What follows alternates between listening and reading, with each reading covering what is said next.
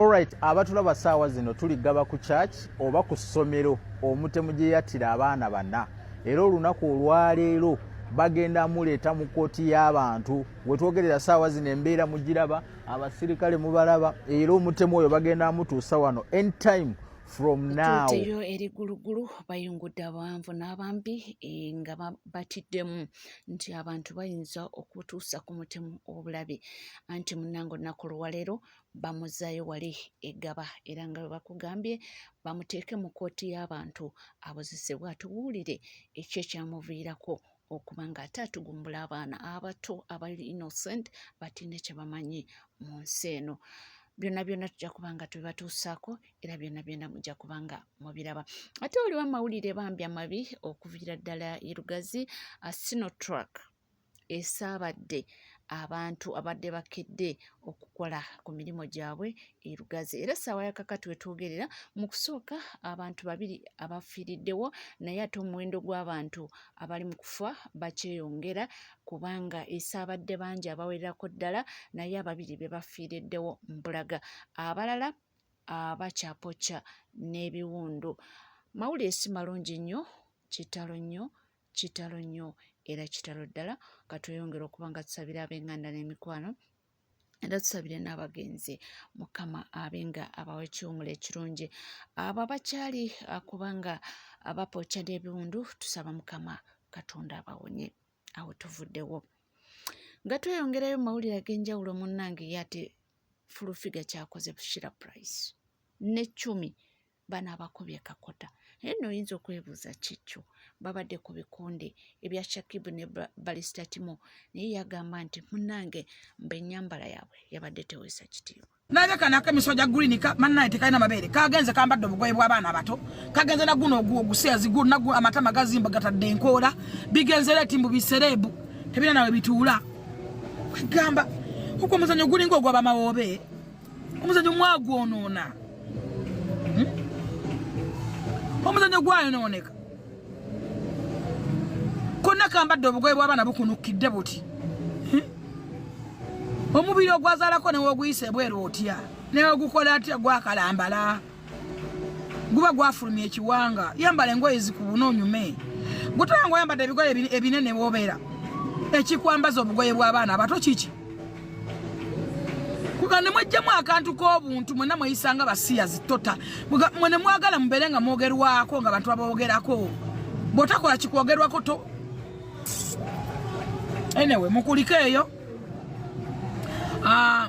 Timo webale kukkiriza fight.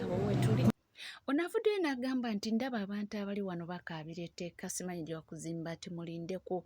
Agambye mbu amaziga tukyakaaba mangi.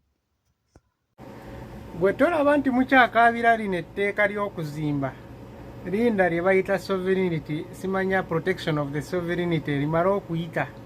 Ago amateeka abiri omuntu anasigala nga e Uganda totegedde nja kumanya nti gwe totegeerako yadde n'akatono. Ago amateeka bwe ganaabanga tegakufunye aga abiri nja kumanya nti gwa Uganda wakimala era gw'omu ku bantu abadde baprotectinga gains.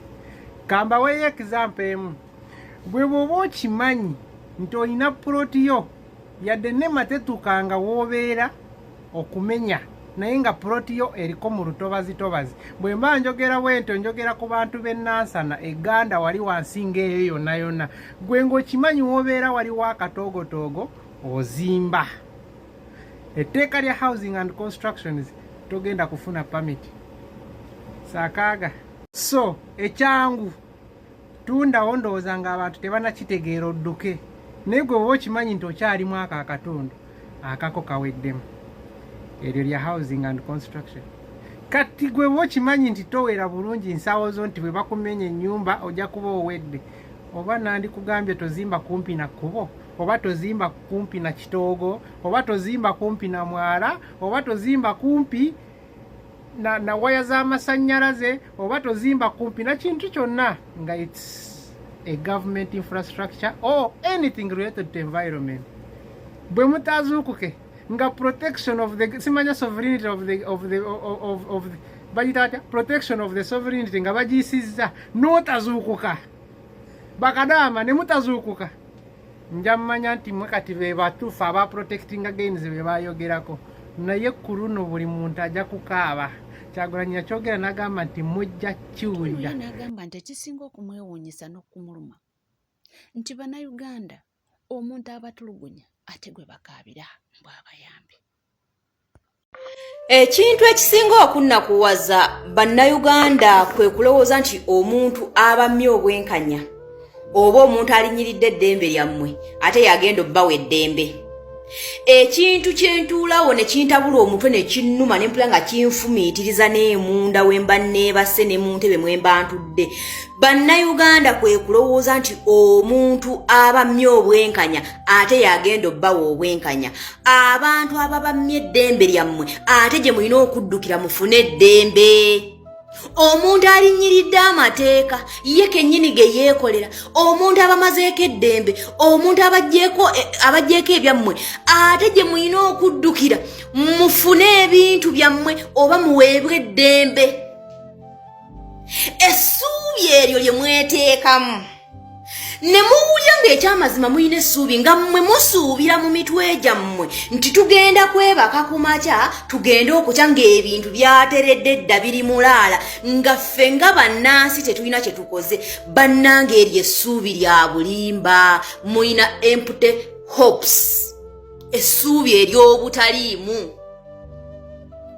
Temutuulanga eyo ne mubeeraawo ne mulira kisinga ne mulowooza nti omuntu abamye eddembe lyammwe ate gye mulina okuddukira mufune eddembe. Omuntu abamye obwenkanya ate gwe mulina okukubira enduula abawo obwenkanya. Omuntu abatulugunya ate gwe mulina okukaabira okubawa emirembe n'okubaleka. You people, bannange tubeere realistic. Teri ekyamazima bannayuganda bannansi amazima tugamanyi era amazima tugamanyi mu mitima gyaffe nti teri agenda tuwa ddembe lyaffe. Oba mukategedde essuubi eryo lye mweteekamu bijja kuggwa nefuuka bijja kuggwa. Tebirina gye bigenda kuggweera nga ffe bannansi tetwesitukiddeemu kubitereeza oba kubimalawo. Era essuubi eryo lye tulina nga tulowooza nti bugenda kukya tukeere ku makya ng'ebintu byonna biri mulaala, nga buli kimu kyonna kiri masavu, nga buli kimu kyonna kiri talatibu, buli kimu kyonna kyateredde nga ffe tetubiriimu. Ekyo twewa ssuubi lya bulimba. Nkiddemu amagezi gazze. Ekyamazima ekyo kwekaza. Buli munnansi yenna gy'otudde, oba oli mu kyalo ekya Namukaaka, oba oli mu kyalo e Kamuli, oba oli mu kyalo e Buweezi, oba oli mu kyalo Luddawa, teri kigenda kukyuka, teri ddembe ly'ogenda kufuna nga tolirwaniridde. Ekyo kye kitabangawo mu byafaayo bya dduniya eno. Era temulowooza nti mugenda kukya lumu mu ggwanga Uganda nga buli kimu kiteredde. Gwe mutaagala ne bwakeera ng'afudde olwaleero mugenda kusigala mu mbeera y'emu oba tugenda kusigala mu mbeera y'emu mpaka nga ffe bannansi tusituse ne tugamba ekimala kimala. Abantu abafudde bamala, abantu abasibiddwa bamala, ebitubbiddwako bimala. Tukooye okutubba, tukooye okutulugunya, tukooye okututta, tukooye okutusaanyaawo, tukooye okutubbira ebyaffe, tukooye okusiba abantu baffe. Okitegeera? Nga bw'otayinza kuba na njala ne weebaka n'ogenda okuzuuka ng'emmere eri ku ttebo wali nga teri yagifumbye. Bwe kityo bwe kigenda okubeera nti tetugenda kukya ku makya tukeere ng'ebitunyigiriza bivuddewo nga ffe kennyini tetubikoze oba nga tetubyekoledde oba nga tewali abitukoledde ng'ate agenda okubitukolera y'ataliiwo kubanga teri ayinza kulumirira kusinga ggwe. Nze obulumi bwange we buli nembulwako n'emirembe kwe kulowooza nti omuntu atuggyeko buli kimu ate gwe tulina okwegayirira tumusinze tumuvunnamire abituddize, which is not going to happen. Ebintu ebyo byennyini ffe kennyini tulina okubijjawo, ffe kennyini tulina okweddiza ebyaffe, ffe kennyini tulina okujja abantu baffe mu makomera, ffe kennyini ffe tulina okustopinga ekitta abantu mu Uganda. The indigenous Ugandans, the citizens of Uganda, the people of Uganda, not anyone else. Oba mukategedde? Kati bino ebintu by'okwegumya simanyi kijja kuggwa, bijja kuggwa, bagenda, bijja kuggwa. Yes, bijja kuggwa nga ffe tubimazeewo.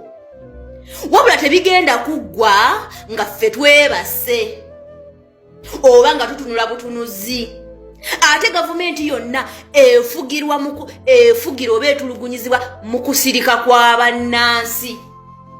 Bannansi gye bakoma okusirikira buli kimu kyonna gavumenti kyereeta kye kijuwa go ahead okweyongera okukola ebirala n'okukola ebirala n'okukola ebirala n'okukola ebirala nga tutunula. Teri gavumenti ekola kintu nga bannansi si be bagiwadde go ahead. Kaseekola kino ne musirika ng'epulaninga kirala nga nakyo ekikola ne musirika ng'awe epulaninga ebirala nga 10. Oba mukategedde? Ffe kennyini ffe tulina okwewa eddembe lyaffe tulyeddize. Ffe kennyini ffe tulina okukomya obubbi obuli mu ggwanga Uganda. Ffe kennyini ffe tulina okukomya ejjooga eriri mu ggwanga Uganda. Ffe kennyini ffe tulina okuyimiriza kibbattaka ekiri mu ggwanga Uganda. Ffe kennyini kubanga teri muntu agenda kuva Bule na Bweya, Omuzambiya, Omukenya, Omutizeedi, Omulundi ajjewo ebizibu by'eggwanga Uganda nga ffe bannansi twebase. Wabula ate omuntu atuggyeko eddembe lyaffe, omuntu ali mu kutwala kiringa omubbi bw'ayinza okuyingirira okuggyako ebibyo okutwala ebintu byo n'otandika n'omwegayirira, bambi nkwegayiridde bampe ebintu byange. Ekyo kikola amakulu. Oba olina kulwanagana naye obimusuuze. Bannange mulekerawo okwewa essuubi eritaliiyo. Twewa empty hopes. Twewa essuubi ekkalu. Twewa essuubi eritasoboka. Tulowooza ebitasoboka n'ebitagenda kukola. Oba mukategedde baddalingi? Nga tweyongerayo mu mawulire ag'enjawulo, yes mwena mwawulira nti General Brutic yawambibwa. Wabula abaana babadde si bamativu nga bagamba nti platform za kibiina zonna zisiise tebavaayo kwogera. Naye kyaddaaki olunaku olweggulo page ya National Unity Platform yavuddeyo nemupostinga era nepostinga ne Mama Cheyune. Mama Cheyune naye babadde basiriikiridde nga tebamwogerako, naye at least bavuddeyo ne babanga bakikola. Finally kyetwayagaliza embazi Kibuyaga asudde. Wabaddewo ebadde bigenda maaso nga bafutu soldiers abamu bagamba lwaki General Brutic tatimbibwa oba lwaki tapostingibwa ku mutimbagano naddala gino ejaffe gimanyiddwa ogwa National Unity Platform. Naye kyaddaaki bamaze ne bamupostinga nga babanja muganda waffe oyo yawambibwa kati ennaku 3 eziyise nga tetumanyi ki kyamukwasa. Kati bafutu soldiers nga ffe abamu nga bagamba nti lwaki tapostingibwa, naye kyaddaaki emitima kyemanya bamu gitukakkanye kubanga ekyandibadde kituusiddwa ku muganda waffe nga abantu nga bano nga tebamupostinze. Waliwo comrades abamu badde bagamba nti olaba ono tebasobodde kumupostinga olwo ffe, naye kyaddaaki bamaze ne bamupostinga era nga babanja muganda waffe. Kati katulindirire ki ekiddako. Naye Uganda Police oba mu ab'amagye mwandibadde muvayo mu bwangu nnyo mu bunambiro kubanga essaawa ze mwatugamba era mweze mwatuteekerateekera ne mugamba nti essaawa 8 omuntu waba tannaba kulabikako mu kkooti oyakkirizibwa okuteebwa nga ali free. Oba oli awo n'okumutanzisa obudde bwe bwabeera amaze. N'essaawa yakakati tunalaba ku muganda waffe General Brutic eyakwatibwa ennaku 3 eziyise nga yali ava wa mulumbe lwa Alex Wayosa Mufumbiro wa okulwa mukyala wa Alex Wayosa Mufumbiro. So twandyetaaze Uganda Police muveyo munyonyole nti General Brutic mwaba muyina oba si mwaba muyina. Bwe mubanga mwaba muyina lwaki temuvayo ne mumulaga ensi ne mumwanika eri ensi, oba oli awo ne mumutwala mu kkooti, oba oli awo ne muvaayo ne munnyonnyola ekituufu kye ekyamukwasa. Tumwagala alabikeko oba amagye ge gamuwamba abamagye tusaba muveyo mugambe nti yefa bamuyina wabula nga weeri enkola yammwe ey'okuwamba abantu ne bamala ebbanga nga tebalabikako mu kkooti kuno era kyazzemu ne kirabika ku Blue Tick. So muveeyo munyonyole ffe bannayuganda General Blue Tick ali luddawa era kye kyamukwasizza era lwaki temumuleeta mu kkooti era lwaki mwamenye etteeka eryo ligamba nti essaawa namu 8 waba tannaba kulabikako aba alina okuteebwa. Kati twebuuza General Blue Tick ali luddawa? Mute abasibe bonna be mwasiba kubanga tebalina misango. Singa balina emisango singa mwabasingisadde emisango. Ne mwina abawabi ba gavumenti abo abakyayiga obuyizi oba abatamanyi abatusaana n'okkola okunoonyereza kubanga baganda bafa bo singa badde balina emisango singa mwabata singa soli mwaje basingisa dda naye n'essawa yakakati mubasingisa misango buli kaseera mubaleeta mu kkooti nga neno kkooti esembyeyo okutuula omuwabi wa gavumenti yakugamba nti nze sina bujulizi bumala ow'ekitiibwa omulamuzi nsaba bagire nga baddizibwayo. Imagine n'owulira omuntu ng'oyo kati muba temulina bujulizi lwaki muba temutta bano bantu? Twali misango gye mwiza kusingisa abaana ba National Unity Platform kubanga bino bya bufuzi. Temwali musango, tewali tteeka libalira limenyeddwa. Lwaki abantu abo temubatwala mu kkooti bw'obanga mugamba nti bali bambala bukofiira nga bunene oba overalls nga zeefaananyiriza ez'amagye? Lwaki temubasingisa egyo emisango mu kkooti ezo ez'amagye ze mwabateekamu? Mutte abantu baffe kubanga tebalina misango. Free all political prisoners. Together we can fena bannayuganda fena nga twegasige maanyi. People power, our power. Ate yo nga tuvuddeyo omwana w'obuwala tugambye nti munnange bannayuganda waliwo abatiikiddwa ne babawa forced leave oba nsonga ki munnange simanyi. Katugendeyo tuwulire atunnyonnyole ki bwabadde bitya. Abakozi abasoba mu 100 be batadde ku nnyonyo olunaku olwaleero ne babazza mu ggwanga lya Uganda. Bano mulimu abawala abato n'abalenzi abato ababadde baakava e Uganda nga bataddemu ssente zaabwe za input okujja okukolera kampani ez'enjawulo. Babatadde ku kye bayita forced vacation. Forced kitegeeza ogenda mu vacation kyabuwaze. Byampaka oba oyagala oba toyagala balina okuzza e Uganda ogende mu vacation. Vacation gye batamanyi nti oba bw'enaaba ewedde okusinziira ku kampani banaaba bakomawo batabaddemu bakole. Ye mu kudda banaddamu bateekemu ssente za input endala. Kiki olowooza ku mbeera eri kati mu UAE? Abaana abasinga abaana abali e Uganda temupapa mu biseera bino kugenda wa agent olw'okuba akuggyeko obusente ogamanza kangende naddala mwe baleeta nga bagambye mugenda kukola mu kampani. Awo we tuli naye nga mukuliko eyo olunaku olw'eggulo ebulanga emengo. Abantu abamu tebaasanyuse era bagambye nti emikutu gya National Unity Platform gyakoze bubi okubanga bapostinga ebyabadde emengo. Era nalabyeko omukyalo omu ng'agamba nti n'abagenzeeyo nga ba NUP nti mu butuufu mwakikozemu bakyamu. Ayina ensonga ze. Omukyalo ono yagambye nti ekisookera ddala bingi nnyo ebiri mu kubaawo mu baana ba National Unity Platform nti nga yo Buganda Kingdom tevangayo kusitula ddoboozi. Era bagambye nti okutulugunyizibwa kungi abaana babuzibwabo bintu bingi nnyo ebifujjo likoleddwa nti naye nga Buganda Kingdom tebavuddeeyo okuba nga boogera ku bintu ebyo. So bo bagamba nti nedda nga bwe babalekeredde nti tebalaba nsonga lwaki babadde bagendayo okuba ate beetaba mu Kabaka birthday run. Bantu bange, buli omu alina endowooza ye era buli omu alina ensonga ze, buli omu alina ensonga lwaki ndowooza yakoze kyakoze oba ayogera bw'atyo. Mwebale kubanga weekuumidde ku Legit TV 256 oli mulabi mulungi. Webale nnyo okutambula naffe, webale era okutwagala. Tusiimanye era tusiimira ddala, tukugamba nti tojjanga okwo era ffe tuli okuba nga tukuweereza.